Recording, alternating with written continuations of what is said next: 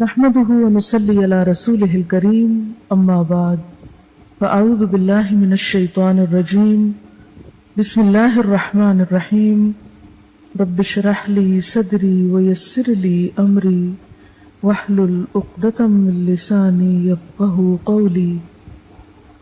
صحبت اور غسل جنابت۔ صحابہ کرام رضی اللہ عنہم کے درمیان غسل جنابت کا ایک مسئلہ زیر بحث آیا۔ ایک گروہ کہتا تھا کہ غسل صرف دخول پہ فرض ہو جاتا ہے، انزال شرط نہیں، یعنی واٹر ڈسچارج جو ہے وہ ضروری نہیں۔ دوسرا گروہ بیان کرتا تھا کہ وجوب غسل کے لیے دخول کے ساتھ انزال بھی شرط ہے۔ یہ طویل مباحثہ کسی فیصلہ کن صورت پر منتج نہ ہوا۔ آخر قرار پایا کہ ام المومنین حضرت عائشہ رضی اللہ عنہا سے دریافت کیا جائے۔ حضرت عائشہ نے کہا کہ رسول اللہ صلی اللہ علیہ وسلم نے فرمایا اذا جلس بین شعبها الاربع ومس الختان الختان فقد وجب الغسل، جب مرد عورت کی چار شاخوں کے درمیان بیٹھ جائے اور اس کا محل ختنہ عورت کے محل ختنہ کے ساتھ مس کرے تو غسل واجب ہو جاتا ہے۔ تو مسئلہ یہ ثابت ہوا کہ صرف دخول پر ہی مرد اور عورت جنبی ہو جاتے ہیں اور ان پہ غسل واجب ہو جاتا ہے، انزال یعنی منی کا نکلنا شرط نہیں۔ جنابت کے احکام۔ وجوب غسل کی حالت کو حالت جنابت کہتے ہیں۔ وجوب غسل یعنی جب غسل واجب ہو جاتا ہے تو اس حالت کو جنابت کہتے ہیں۔ جنابت کا لفظ جم سے، جم پہلو کو کہتے ہیں، بچنا۔ مندرجہ ذیل چار حالتوں میں مسلمان مرد اور عورت پر غسل کرنا فرض ہو جاتا ہے۔ نمبر 1، جوش کے ساتھ منی خارج ہونے کے بعد، اس میں احتلام بھی داخل ہے، یعنی کوئی ایسا خواب آئے یا ویسے۔ نمبر 2، صحبت کے بعد یعنی سیکشول انٹرکورس کے بعد۔ نمبر 3، حیض کے بعد۔ نمبر 4، نفاس کے بعد یعنی بچے کی پیدائش کے بعد۔ اس میں یاد رکھیے کہ بہت سے لوگ پوچھتے ہیں کہ اگر خواتین انٹرنل چیک اپ کرواتی ہیں تو کیا اس سے غسل واجب ہوتا ہے؟ تو کوئی غسل واجب نہیں ہوتا جب تک کہ ان چار چیزوں میں سے کوئی چیز نہ ہو۔ اس میں یاد رکھیے کہ بہت سے لوگ پوچھتے ہیں کہ اگر خواتین انٹرنل چیک اپ کرواتی ہیں تو کیا اس سے غسل واجب ہوتا ہے؟ تو کوئی غسل واجب نہیں ہوتا جب تک کہ ان چار چیزوں میں سے کوئی چیز نہ ہو۔ صرف منی خارج ہونے سے بات نہیں، بلکہ جوش کے ساتھ منی خارج ہونے کے بعد غسل واجب ہوتا ہے۔ رسول اللہ صلی اللہ علیہ وسلم نے فرمایا جب تم عورت کی چار شاخوں کے درمیان بیٹھ کر صحبت کرو تو تم پر غسل واجب ہو گیا اگرچہ منی نہ نکلے۔ آپ نے غور کیا ہوگا کہ طہارت کے مسائل بہت تفصیل کے ساتھ اور اپنے اندر بہت ڈیٹیلز رکھتے ہیں، اور بہت سے موضوعات ایسے ہیں کہ جو انسان کی ظاہری زندگی نہیں بلکہ اس کی نجی اور ذاتی زندگی سے متعلق بھی ہیں، لیکن اس طرح پبلکلی ان کو پڑھانا اور ان کو سکھانا یہ بھی ایک ضرورت ہے، کیونکہ آپ صلی اللہ علیہ وسلم نے انصار کی خواتین کی تعریف کی کہ انصار کی خواتین کتنی اچھی ہیں جنہیں حیا دین کا علم حاصل کرنے سے نہیں روکتا۔ تو سوال یہ پیدا ہوتا ہے کہ آخر اتنی تفصیلات کیوں؟ اور بعض لوگ اس کو ناپسندیدہ قرار دیتے ہیں، تو ایسا کرنا ناسمجھی کی علامت ہے۔ ہم دیکھتے ہیں کہ انسان اگر اللہ کے بتائے ہوئے طریقے کے مطابق زندگی بسر کرتا ہے تو اس میں خیر ہی خیر ہے، اور وہ صرف خیر اس کی اپنی ذات تک نہیں رہتی، بعض اوقات دوسروں کی بھلائی کا ذریعہ بھی بن جاتی۔ عورت کو بھی احتلام ہوتا ہے۔ ام المومنین حضرت سلمہ رضی اللہ عنہا روایت کرتی ہیں کہ حضرت ام سلیم نے رسول اللہ صلی اللہ علیہ وسلم سے کہا اے اللہ کے رسول، یقیناً اللہ حق سے نہیں شرماتا، یعنی حق بات اور ایک ضروری بات جو ہے اس کو واضح کرنا ضروری ہوتا ہے، اور اس معاملے میں شرم سے کام نہیں لینا چاہیے، کہیں ایسا نہ ہو کہ انسان انجانے میں غلط کام کرتا رہے۔ تو یہ کہہ کر انہوں نے مسئلہ پوچھا کیا عورت پر غسل ہے جبکہ اس کو احتلام ہو؟ آپ نے فرمایا ہاں، لیکن جب پانی کا نشان دیکھے یعنی منی دیکھے۔ اس پر حضرت ام سلمہ نے شرم سے منہ چھپا لیا اور عرض کیا اے اللہ کے رسول، کیا عورت کو بھی احتلام ہوتا ہے؟ آپ نے فرمایا ہاں ہوتا ہے، تیرا داہنا ہاتھ خاک آلود ہو، یعنی یہ ایک پیار کی ڈانٹ تھی۔ اور اس میں ہو سکتا ہے کہ مزاج کا فرق ہو، بعض خواتین کے ساتھ ایسا نہ ہو اور بعض کے ساتھ ایسا ہو، لیکن اس میں جو اصل چیز ہے وہ ایکسیسو واٹر ڈسچارج ہے۔ اس میں کہیں ایسا نہ ہو کہ لیکوریا وغیرہ کے ساتھ اس کو ریلیٹ کر دیا جائے، دونوں چیزوں میں فرق ہے۔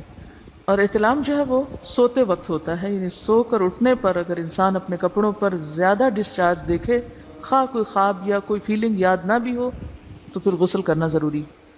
معلوم ہوا کہ عورت یا مرد نیند سے اٹھ کر اگر تری یعنی نشان منی دیکھیں تو یہ احتلام کی علامت ہے، لہٰذا ان پر غسل کرنا فرض ہو جاتا ہے۔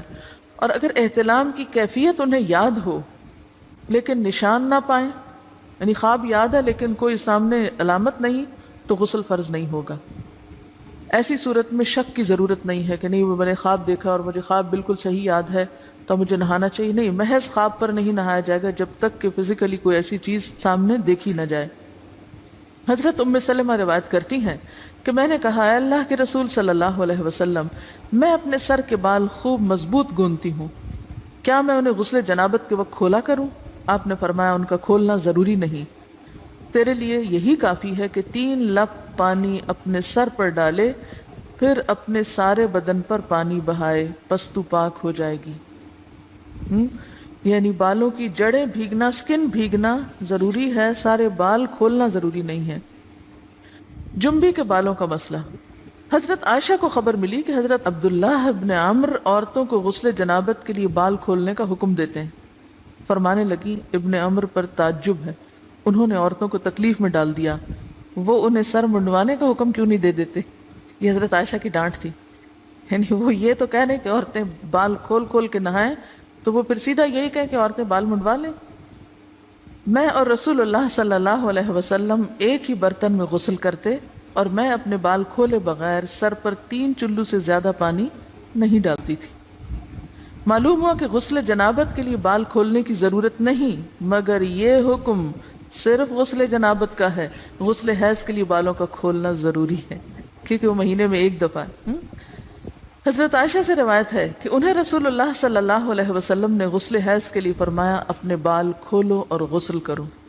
اس میں آپ دیکھیے کہ دونوں چیزوں میں فرق کیوں ہے، دونوں کی نوعیت فرق ہے، اور حیض جو ہے وہ ایک نجاست کی کیفیت بھی ہے نا، قل ہوا اذی، اس کے بعد نہانا اور نہا کر خوشبو لگانا، خاص طور پر اس کا سارا حکم آتا ہے، لیکن غسل جنابت میں نجاست کی وہ کیفیت نہیں ہے، یعنی حیض کا خون اور منی جو ہے ان دونوں کے حکم میں بھی فرق ہے، ٹھیک ہے نا۔ بعض علماء کے خیال میں جو منی ہے اٹ سیلف وہ ناپاک چیز نہیں ہے، اگر کسی کپڑے وغیرہ کو لگ گئی تو وہ کپڑا ناپاک نہیں، اگر اس کو خشک ہونے پر کھرچ کے صاف کر دیا جائے تو کپڑا صاف ہو جائے گا۔ لیکن خون حیض پر آپ صلی اللہ علیہ وسلم کیا فرمایا، چٹکیوں سے مل مل کے اس کو صاف کر کے دھوئے۔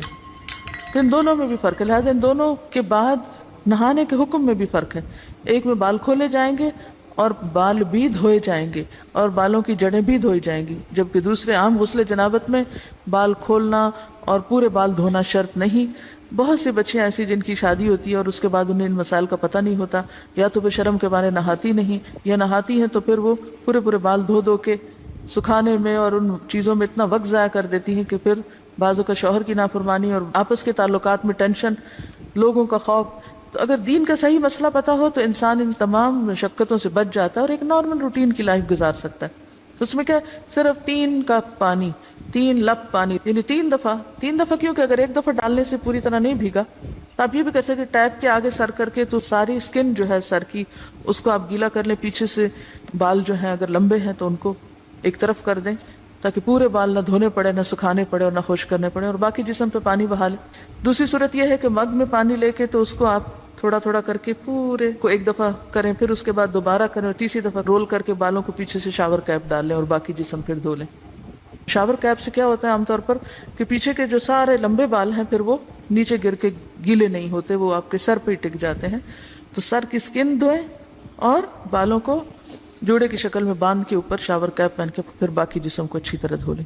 تو اس میں آپ دیکھیں کہ جب بالکل سر کے سکن کا حصہ ہی تر ہوگا، اور یہ 3 دفعہ کرنا ہوگا، ایک دفعہ سے نہیں کام چلے گا، 3 دفعہ کرنا تاکہ کوئی بھی بال برابر جگہ سکن کی خشک نہ رہ جائے۔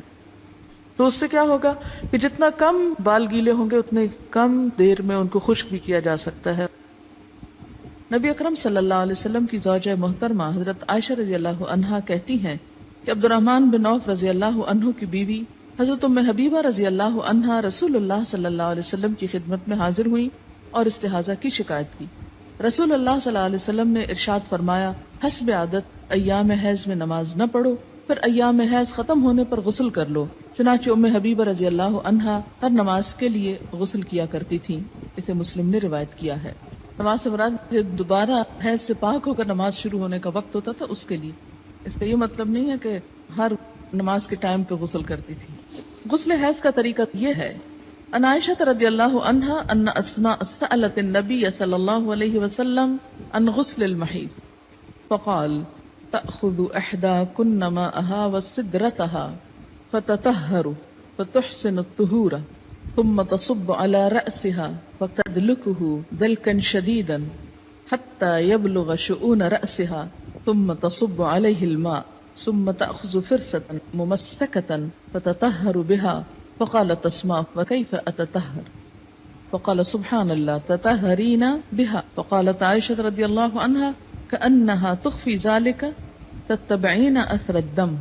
وسألته عن غسل الجنابة فقال تأخذ ماء فتطهر فتحسن الطهور أو تبلغ الطهور ثم تصب على رأسها فتدلكه حتى تبلغ شؤون رأسها ثم تفيض عليها الماء. فقالت عائشة نعم النساء نساء الأنصار لم يكن يمنعهن الحياء أن يتفقهن في الدين. رواہ مسلم. حضرت عائشہ رضی اللہ عنہا سے روایت ہے کہ حضرت اسماء رضی اللہ تعالی عنہا نے نبی اکرم صلی اللہ علیہ وسلم سے غسل حیض کے بارے میں سوال کیا کہ کیسے نہانا چاہیے اس کے بعد. تو آپ نے فرمایا پہلے پانی میں بیری کے پتے ڈال کر اچھی طرح حیض کے خون سے پاکی حاصل کر لو. یہ بیری کے پتوں کی ضرورت اس لیے کہ اس دور میں صابن کی ایسی صورت اور قسمیں موجود نہ تھی. مراد جس سے یہ کہ اچھی طرح صفائی حاصل کرنے کے لیے کہ سب میل کچیل دور ہو جائے اس پانی سے نہاؤ. اب دیکھیے کہ مردے کو نہلانے کے لیے بھی بیری کے پتے ڈال کر پانی کو بوائل کیا جاتا ہے اور اس سے نہلایا جاتا ہے. اور اس میں بھی ایک اب تو صابن استعمال کر لیا جاتا ہے لیکن دیہاتوں وغیرہ میں اب بھی لوگ اسی پانی سے نہلاتے ہیں.